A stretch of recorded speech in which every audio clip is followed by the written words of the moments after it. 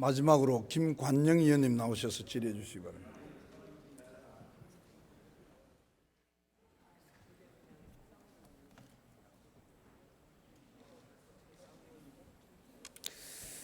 네, 전라북도 군산 출신 김관영 의원입니다.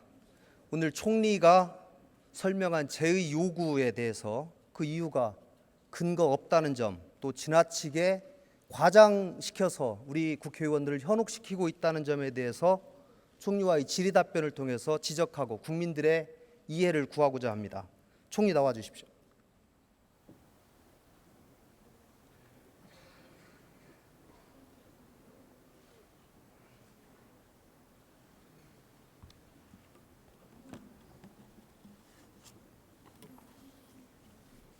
네, 총리, 삼권 분립의 목적이 무엇입니까?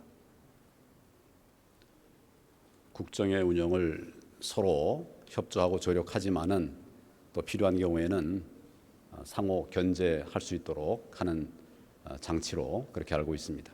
그럼 적어도 대통령의 심기를 관리하기 위한 그런 원리는 아닌 것이죠? 정부의 삼권을 서로 균형 있게 운영하기 위한 제도로 알고 있습니다. 최종적인 목적은 무엇입니까? 삼권 분립의 역사를 법주의니까 잘 아실 텐데 삼권 분립이 태동되게 된 역사적 사유와 관련해서 가장 삼권 분립을 시키게 된 가장 큰 목적이 무엇입니까? 권한의 특정 인물에 대한 집중, 그런 권한의 편중 때문에 그것을 분점하도록 그렇게 시스템을 만든 것으로 알고 있습니다. 결국 국가 권력으로부터 국민의 권리를 보호해 주기 위한 하나의 원리로서 삼권 분립의 원칙이 있는 거 아니겠습니까? 그것을 포함해서 모든 국가의 권한이 균형 있게 집행될 수 있도록 하는 보장 장치로 알고 있습니다. 국민의 권리를 어떻게 보호할 것인가, 여기에 삼권 분립의 원칙의 최종 목표가 있어야 합니다. 대통령의 체면이나 아집을 지켜주는 원리로서 작용되어서는 안 되는 것입니다. 자, 국회에서 발의한 법률안 취지에 벗어나는 대통령령이 계속 지속되고 있다. 그 대통령이 지속되어서 국민의 권리를 침해하고 있다. 그 상태에 대해서 치유할 필요가 있습니까, 없습니까?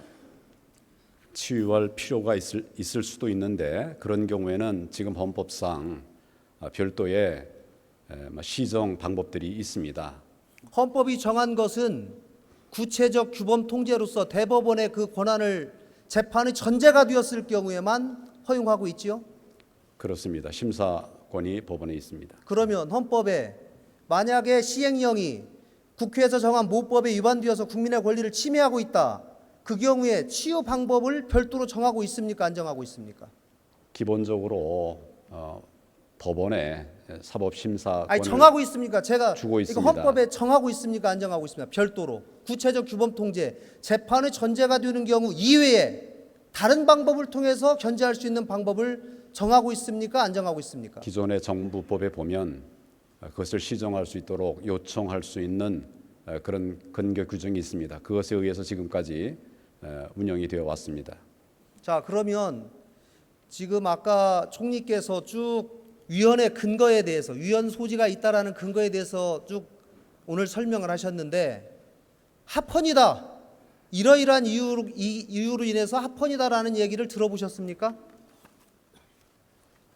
그리고 합헌의 근거가 되는 이유에 대해서 들어보셨거나 공부해 보셨은 적 있습니까?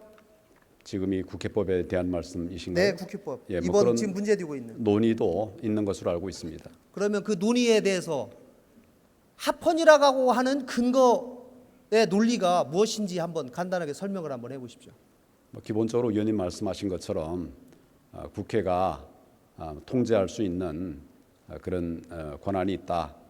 그 범위의 문제에 관해서는 의견이 다릅니다만은 그런 기본 논리를 갖고 있는 것으로 알고 있습니다. 그러면 국회 입법조사처에서 이번에 이 법제처의 제2요구권, 제2요구 이유에 대해서 분석한 이 보고서 혹시 읽어보셨습니까? 개헌을 받습니다. 주요 내용이 뭐던가요? 뭐 지금 의원님 말씀하신 것들이 좀 상세하게 설명이 되어 있습니다. 그러면 이번에 국회가 이번 국회법을 개정하게 된 가장 큰 이유는 국회의 입장을 역지사지로 한번 생각을 해보세요. 무엇이라고 생각하십니까? 국회의 의중을 제가 말씀을 드리는 것은 적절치 않다고 생각하는데 여러 가지로 국회에도 걱정이 계시기 때문에 그런 논의가 된 것으로 알고 있습니다. 적어도 국회에서 어떤 이해를 가지고 이 법을 개정하게 되었는지 생각을 해보셨을 거 아니겠습니까? 본인이 이해하시는 바를 한번 말씀을 한번 해봐 주십시오. 지금 이 국회법 개정에 단초가 된 의원님 아시다시피 그런 다른 법이 또 있습니다. 그런 법과 관련해서 조금 충분한 의견의 조회, 의견의 수렴 과정이 좀 생략된 채로 이렇게 넘어오면서 충분한 논의가 안 된 것으로 알고 있습니다. 박근혜 대통령이 과거에 국회법 개정안을 냈다는 말씀은 들으셨죠? 거기에 같이 서명을 한 것으로 알고 있습니다. 예, 안을 낸 서명을 것이 했는데요. 아니라, 예. 제가 지금 잠시 표로 정리를 했습니다. 한번 봐주시죠. 아까 이 총리께서 당시에 박 대통령께서 공동 서명한 국회법 개정안이 지금 개정안 이번에 통과된 국회법과 상당히 다르다. 그리고 과거에 발의한 법안이 행정부의 재량을 허용하고 있었음에도 불구하고 이번에는 허용하지 않고 있다라고 하는 그런 취지로 얘기를 했는데요. 말씀을 하셨는데 한번 보겠습니다. 원안을 98년에 박 대통령께서 법률에 위반되거나 위헌 범위를 일탈하는 의견을 제시하면 중앙행정기관의장은 정당한 이유가 없는 한 이에 따라야 한다라고 하는 것으로 더 강제하는 규정을 두고 있었습니다. 1년 뒤에 다시 발의한 내용을 보면 취지 또는 내용이 합치되지 않거나 적정하지 않은 경우 시정 요구할 수 있다라고 규정되어 있습니다. 이번에는 수정 변경을 요청할 수 있다라고 국회에서 통과를 한 겁니다.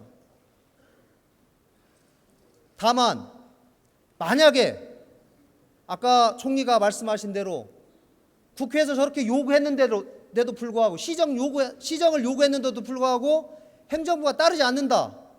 그 사태가 바람직한 사태라고 생각합니까? 상황이라고? 지금 의원님 말씀하신 것처럼 과거의 법은 뭐뭐 할 수 있다, 요구할 수 있다, 이런 단계에 머물러 있기 때문에 정부의 재량권이 있다 이렇게 판단을 하고 있었는데 이번 법안은 요청받은 사항을 처리하여 결과를 보고해야 된다 이렇게 되어 있기 때문에 그런 측면에서 법률 해석상 강제성이 있지 않느냐 하는 그런 해석을 하고 있습니다. 처리하는 과정에서 재량은 충분히 저는 행사될 수 있다고 생각하고요. 우리 박 대통령이 한나라당 대표 시절이 2005년에 신문법 시행령과 관련해서 신문법 개정안과 관련해서 독소조항이라고 반대해서 삭제했던 조항을 정부가 버젓이 시행령에 넣어왔다. 이것은 국회 입법권을 침해하는 어이없는 일이다라고 발언을 한 바가 있습니다. 그런데 어떻게 이번에 국회법 제2요구 과정에서 전혀 상반되는 말씀을 하고 계신지 저는 어안이 벙벙할 따름입니다.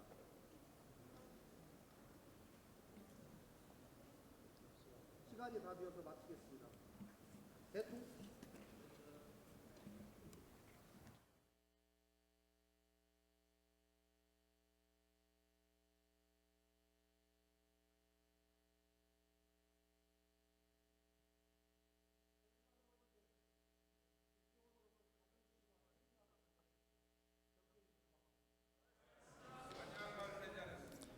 김관영 의원님 수고하셨습니다.